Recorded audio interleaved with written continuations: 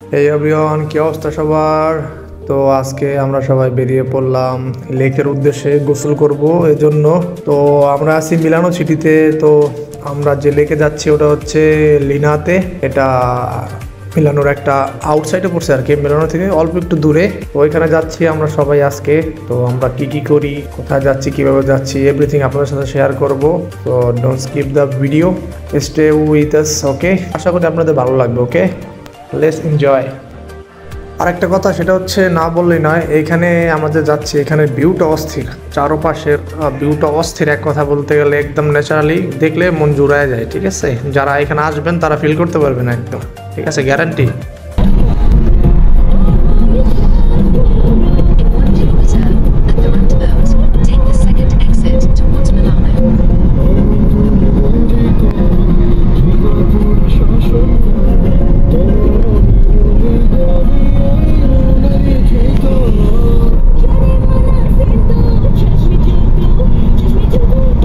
এই গাইস, তো গাড়ি থেকে নেমে পড়লাম আর এটা হচ্ছে লেকের মেইন গেট, ওইখানে আমি দাঁড়িয়ে আছি। তো এখানে কম্পিউটার সামনে দাঁড়িয়ে আছে, সাদা টি শার্ট পরা, এই হচ্ছে আমার মামাতো ভাই। তো ও এখানে 5 ইউরো দিতেছে। আপনারা যে কজন এই লেকের সামনে আসেন না কেন গোসল করার উদ্দেশ্যে, 10 জন 20 জন যেই হন না কেন, শুধু 5 ইউরো দিতে হবে গাড়ি পার্কিংয়ের জন্য। আর লেকে ঢোকার জন্য আপনার 1 ঘন্টা পাবেন ফ্রি। 1 ঘন্টা ফ্রিতে গোসল করতে পারবেন লেকের ভিতরে, কোনো টাকা প্রয়োজন নাই। আর আপনি যদি সারাদিন থাকতে চান সেক্ষেত্রে আপনার টাকা প্রয়োগ করতে হবে। তো এই হচ্ছে ওই লেকের বাইরের দৃশ্য।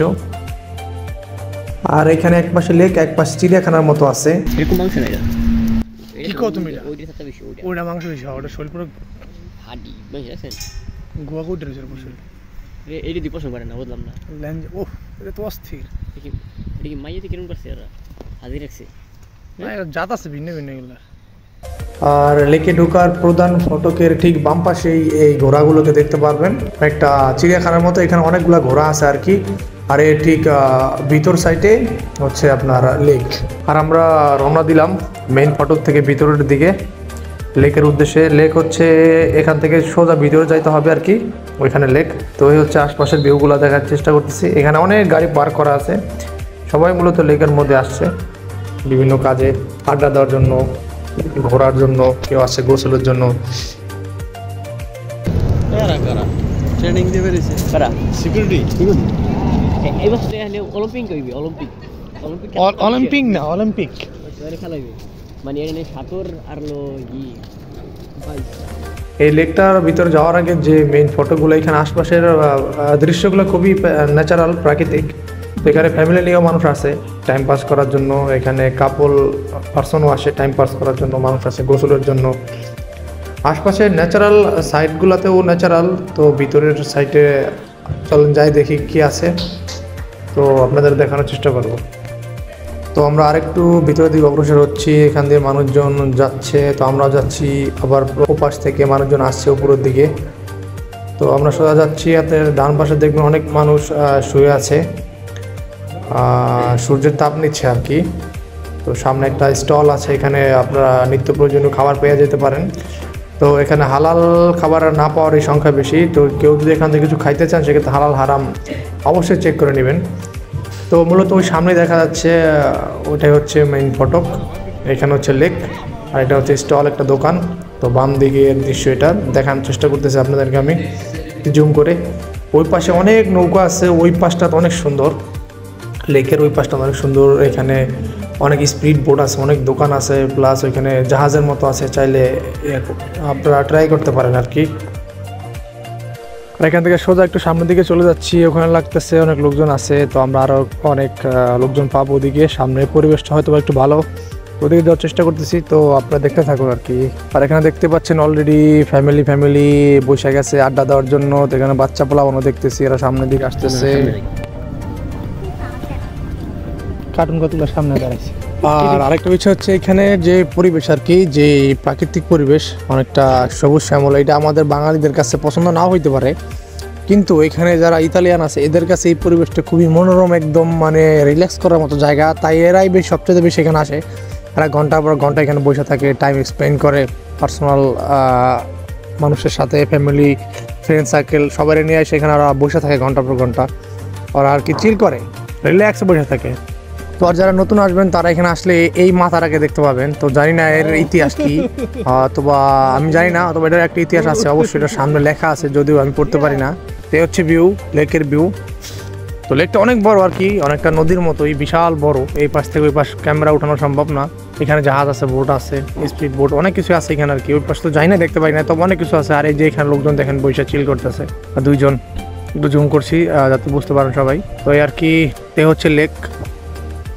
আর এদিকে ইতালিয়ান একজন মহিলা কুকুর নিয়ে আসছে আর কি এখানে, আর কুকুরে একটু ঘোরা নেওয়ার জন্য, রিল্যাক্স করানোর জন্য। এখানে ওরা পায়খানা পোশাক করায় মূলত ঘাসের ভিতরে, ইতালিয়ান লোকজন কুকুর নিয়ে যাইতেছে। আর পিছিয়ে তো দেখো আর অন্য একজন একটা কুকুর নিয়ে যাইতেছে। যদিও এটা দেখতে বাচ্চা কুকুরের মতো মনে হয়, কিন্তু এটা কিন্তু বাচ্চা কুকুর নয়, এটার জাতটা এরকম ছোটো থাকে। তো মেন কথা হলো ওই ইতালিয়ান বড় দামড়ার মতো যাইতেছে, কুকুরটা লয়ে যেতেছে না, একা ছেড়ে দিছে, এটা হাঁটতে পারে না। তো এখানে দেখেন মানুষ রিল্যাক্স করতেছে, চিল করতেছে। আর এই হচ্ছে ভিউটা, এক সাইড থেকে আমি অ্যাঙ্গেল করে দেখাইতেছি, তো দেখানোর চেষ্টা করতেছি। তো কীরকম লাগলো ভিডিওটা আপনারা জানায়েন, লেকটা কীরকম লাগলো। মেন কথা হচ্ছে এই যে একটা বিমান যাইতেছে, এটাও ক্যামেরাতে ক্যাপচার করে নিলাম, স্মৃতি হয়ে থাকবো। বিমানটা যাইতেছে উপর দিকে। এখন আমরা প্রিপারেশন নিয়ে নিছি, তো গোসলে নামিয়া পড়বো, একদম কাপড় চোপড় সব ফালাই দিছি বাস। আর নিজের একটু দেখতেছে কীরকম লাগতেছে, যদিও বডি কঙ্কালের মতো। এদিকে আমার মামা একজন, উনিও রেডি হয়ে গেছে গা, কাপড় চোপড় সব একদম বাইরে ফালাই দিতেছে, লাগবো না কিছু। এটা ওটা মামা তো ভাই, এটাও খুব অ্যাংরি মুডে আছে, পানিতে নামবো, পানি খুব ঠান্ডা, অবস্থা ভয়াবহ। পানি দেখলেও ভয় লাগে, কি করার, কিন্তু গোসল তো করতে হইব, জীবন পরাণ দিয়ে হইলো। তো আমি অলরেডি নামে পড়ছি সাহস দেখায়া, যদিও আমি কোনো সময় পানিতে নামি না, খুব ভয় কমই নামি আর কি, 2-4 বছর একবার নামা পড়ে। তো ওদিকে আমার মামা একজন মাছ ধরতে নেমে গেছে, গোসল করতে নেমে মাছ দেখে লোভ লেগে গেছে। তো আমি একটু আমার চেহারাটা দেখি, বডিটা একটু দেখি কীরকম অবস্থা, পানিতে নামলে এই বডিতে টিকে থাকা যাবো কিনা পানির ভিতরে। তো চেহারা দেখে বুঝলাম এই বডিতে পানিতে টিকে থাকা যাইবো আর কি। তো মামা মাছ ধরতেছে, চিংড়ি মাছ। তো আইসলাম গোসল করতে, কিন্তু যে অবস্থা দেখতেছি মাছ না ধরে পারন যাবো না। ওইখানে সিয়াম আর আমার মামা নামতেছে, আর প্রিপারেশন এখনো শেষ হয় নাই, পানি দিয়ে কইতেছে নামবো কি নামবো না।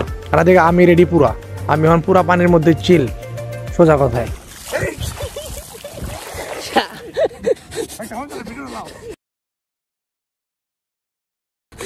তো কই দেখে হেরা আসতেছে। তো মামা পানির ভিতরে ভিডিও করতেছিল, তো সিয়াম ওইখান থেকে পানি লাগাই দিচ্ছে যাতে শীতটা জায়গা গোসলটা ঠিক মতো করতে পারে। ওইখানে একজন মাছ ধরতেছে, মাশাআল্লাহ। আর আমি তো এখানে পুরো এক্সাইটেড হয়ে রয়েছি, পানিতে কখন নামো, আবার ভয় করতেছে যে ঠান্ডা নাকি উপরে আয়া পড়ি, গোসল করার দরকার নাই। তারপর ফাইনালি নামে বললাম, সাঁতার শুরু করে দিলাম এই আর কি চিল। তার একজন সাঁতার দেওয়া শুরু করলো, একটু যাওয়ার চেষ্টা করতেছি ভিতরে, যদিও সাঁতার কম পারি, তো দেখি কতদূর যাওয়া যায়। আমরা মূলত এখানে আসছিলাম গোসল করার জন্য, কিন্তু আসার পর দেখি যে সুন্দর সুন্দর চিংড়ি মাছ, মানে লেকের পাশ দিয়ে যে চিংড়ি মাছ দেখে লোভ সামলাইতে পারলাম না, ধরা শুরু করে দিলাম। তো আমি প্রথম শুরু করলাম, এখন আমি ধরতেছি, দেখা যাক কি হয়।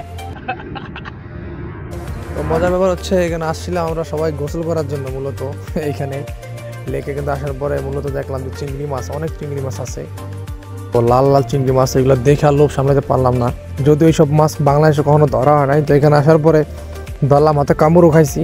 তো ওই মাছগুলা অনেক দেখতে ডেঞ্জারাস খুব, চিংড়ি মাছগুলো বড় বড় কাটা আছে, অনেকটা কাঁকড়ার মতো। কামড় খেন না আবার।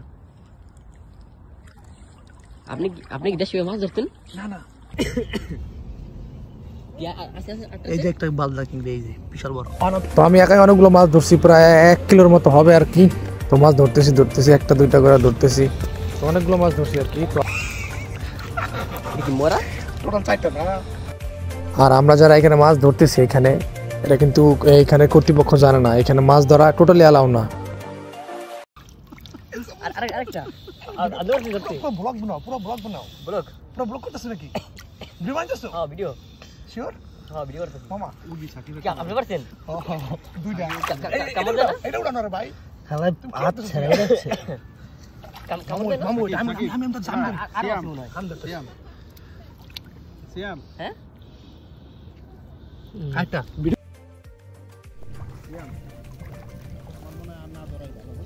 ও সিয়াম ব্যাগটা নাও। তো গাইজ আবার বলতেছি, এখানে কিন্তু গোসল করা এলাও, কোনো মাছ বা কোনো কিছু ধরা কিন্তু এলাও না। তো আমরা ফান করতে করে ধরে ফেলছি, কিন্তু এরকম কেউ ধরার চেষ্টা করবেন না, এতে করে আপনাদের বিপদ হতে পারে, বিপদ আমাদেরও হতে পারতো, ঠিক আছে?